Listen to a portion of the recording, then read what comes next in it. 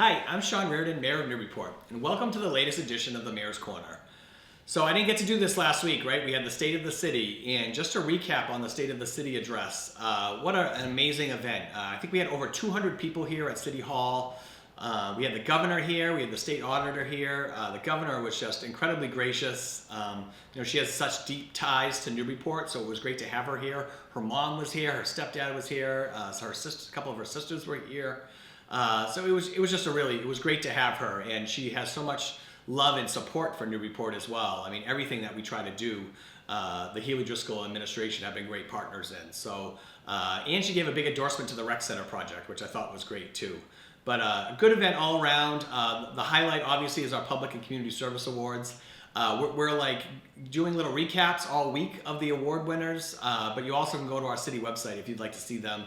They've already been highlighted in the paper, but we just had a really tremendous group of people this year who are doing just tremendous things in Newburyport. And like I said, I won't name them all again, but if you haven't seen them yet, go to the city website. Really proud of all of them. It's a little warmer here in Newburyport. I think the rest of the snow probably should disappear here by today or tomorrow, which is a good thing. It means spring's around the corner. I just talked to the harbor master today. The dock's going to go in first week in April. So that's only a month away, which is great. We'll be getting parklets ready through DPS for our restaurants, who's going to enjoy that outdoor dining season. So spring is just around the corner, so that's encouraging. There's still a lot of sickness around out there, so if you're out there and you're not feeling well, please stay home and get some rest. I know we have a lot of people down at City Hall right now, and it's just no fun. I had the flu back in January, and it was awful, so it's still out there, so please take care of yourself. I've been doing a lot of videos lately trying to pump up the Newburyport winter sports, right? Hockey, basketball in their winter sports seasons. Unfortunately, last night, our last team still alive, the boys basketball team, lost a heartbreaker to Boston Latin at Newburyport High School. They went into overtime and ended up losing by 1 point. So just a heartbreaking season for them. I know they had much higher aspirations, and really, many thought they had a really legitimate run at a state title this year. So super season for them. 3 losses overall, and they really just dominated anybody in their league here at the Cape Ann League. So great job, heartbreaking end, but again, hearts goes out to those seniors who are graduating this year.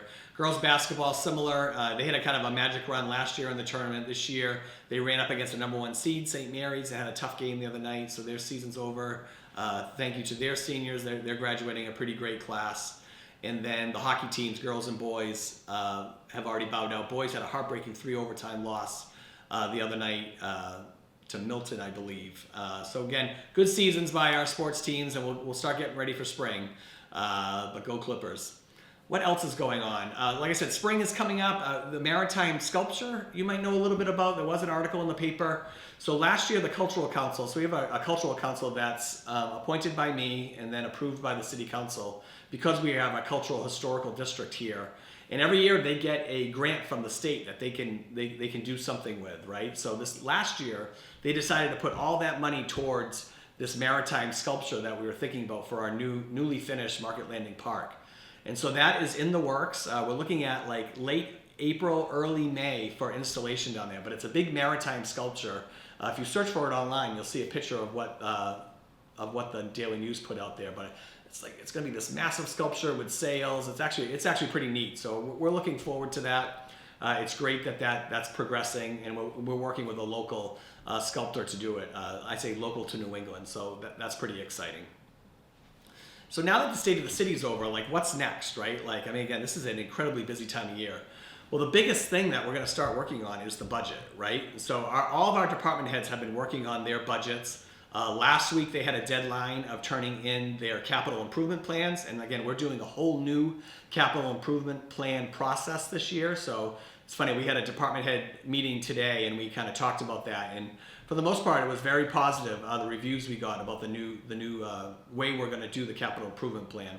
Just to recap, the City Council actually voted down last year's capital improvement plan, which in theory doesn't do anything. It just makes us work off the old plan.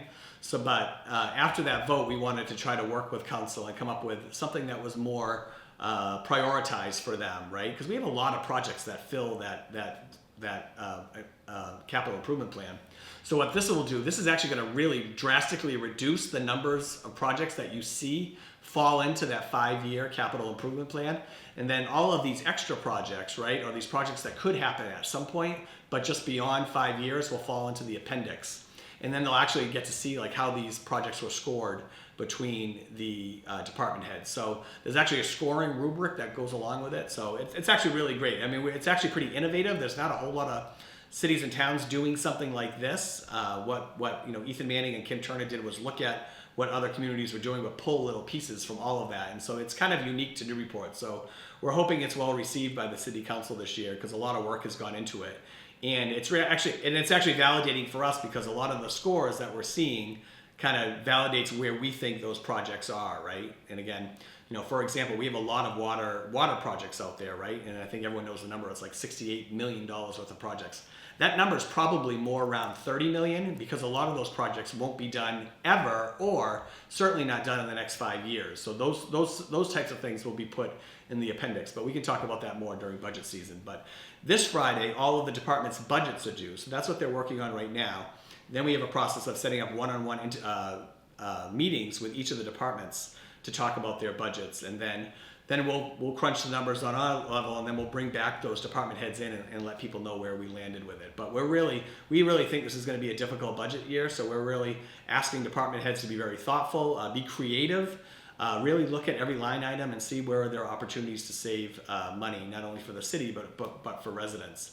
The schools are also going through a similar process. The school last night had their first kind of budget presentation. It was their level services budget. So that budget's going to change quite a bit. I mean, certainly where they are right now as far as the city appropriations for the schools is about double what I envision it should be. So I know there's a lot of work to do as far as schools goes, but we went through a similar process last year where it started real high and then Superintendent Gallagher was able to work that number down. So we'll keep an eye on that. But again, it's starting, it's budget time, right? And so we really, when we're asking so much of residents here in Newburyport, we have to really make sure that we're spending each dollar thoughtfully and really having good reasons for what we're doing, right? And at the same time, there are things that we'd like to move forward with, right? Like the rec center. And when we're having those conversations, we have to have the conversations in regards to the budget. And then what additionally we're going to be asking of residents. So again, we're looking forward to that. Again, it's going to be a difficult year, but I think it's going to be a good year as well, because I think we are going to be able to make some efficiencies that we haven't pulled the trigger on in the past, but this year we're certainly going to be looking to move us in that direction. We had a department head meeting today at City Hall, which we have those once a month. Sometimes they get pushed, but for the most part, we try to stick to our once a month. It's just an awesome opportunity to get everybody around the table together, talking. A lot of departments don't get to see each other on a regular basis, so I love those opportunities that we can get around and talk about, what's great, what's going on in the city that's great, what are the things that we need to work on, what are the challenges that we're seeing, is there crossover between certain departments that we can tap into. Today we talked a lot about professional development, particularly around customer service, resident focusing professional development and what we're going to try to do before the year's over. We're also looking into purchasing some device to improve language access for some people, especially forward-facing resident departments, like the clerk's office, like police, like the treasurer's office, like Council of Aging. If we have people that come in that English isn't their first language, do we have the tools to be able to service those people? So that's in the works as well. So I thought it was a really great conversation. And again, we talked about other things as well, but we really want to have those professional development focuses each and every year. So, we're investing in our staff and providing the best services possible to the city. What else is going on? Sorry, we didn't do one last week, so I feel like I have a million things I want to talk about. The Brown School project is still moving forward.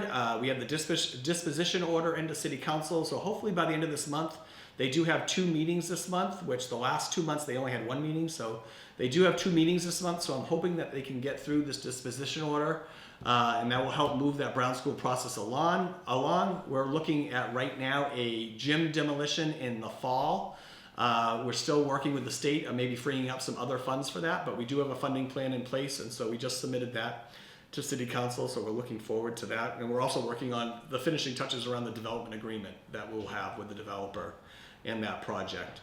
Recreation and youth services, again, that was a huge part of the state of the city the other night. We got huge endorsements from Frank Cousins, from Governor Maura Healey, State Auditor Diana Zoglio. I mean, everyone does seem to love this project, so now we have to bring it to you and convince the voters and the residents of the value of this project, and especially in very tough economic times, why this project is so important, especially for families here in Newburyport. Again, this is going to be a building for all ages, so we're looking forward to continuing that conversation. So again, in these 2 meetings this month with the City Council, we hope that they move forward with the budget, the vote to have the debt exclusion vote that we're targeting for May 6th. But that'll all have to be hopefully decided by their March 31st meeting. And they'll have a couple of meetings of budget and finance. I believe their first one is next week, which is the 12th. But I will send out another notification to residents so they know which meetings are happening when. But those meetings will be happening in budget and finance. I do think there's enough support right now in the City Council to move this to a vote and let the voters decide. What we really did is try to come up with the most reasonable plan. Again, $2 million bond that fits within our levy limit, and it also gives us flexibility for other projects. And then also hopefully raise about $2 million, whether it be private funds or the sale of the Kelly or Brown School, and also the opioid funds. There's a big pocket of money there, which should hopefully be around $2 million. And then the rest of that going out to a debt exclusion vote.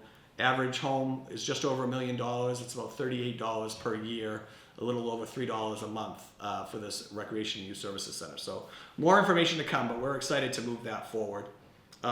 Just another thing around customer service.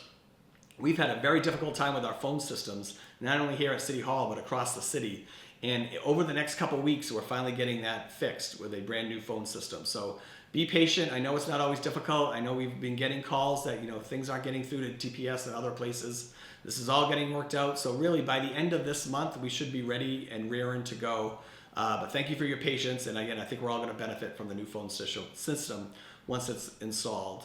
And finally, there is a public meeting tomorrow night. It's around fluoride in our water supply. So a resident brought this to the Board of Health, and they had a couple meetings on it, but I thought we could really probably benefit from more of a public forum. And the forum's really not going to be me or anybody telling you yes or no around fluoride in the water. I've lived here for almost exactly 50 years, and I've drank the water almost every day of my life here. So I feel like I'm okay. So I don't have necessarily a strong opinion about fluoride in the water or not. I've never had a cavity either, which is another just tidbit. But some people have strong feelings about it. So we thought, partnering with the City Council, that we would have a public meeting to allow people to just come voice their opinion. We're not going to be pushing out a lot of information. Ours will more be historical information about how and why and when we started putting fluoride in the water. I mean, many, many decades ago. And we'll go from there. And then the Board of Health will be in attendance. And then at their next meeting, they'll decide whether they want to actually take a vote on this, which they're in their right to do, or they might decide in years past, push it to the City Council, which was something they did back in 2015. So that meeting is happening tomorrow night, 6 p.m. here at City Hall. And actually, PortMedia, NCM Hub is going to record it and broadcast it. So you'll be able to catch that online as well if you miss it.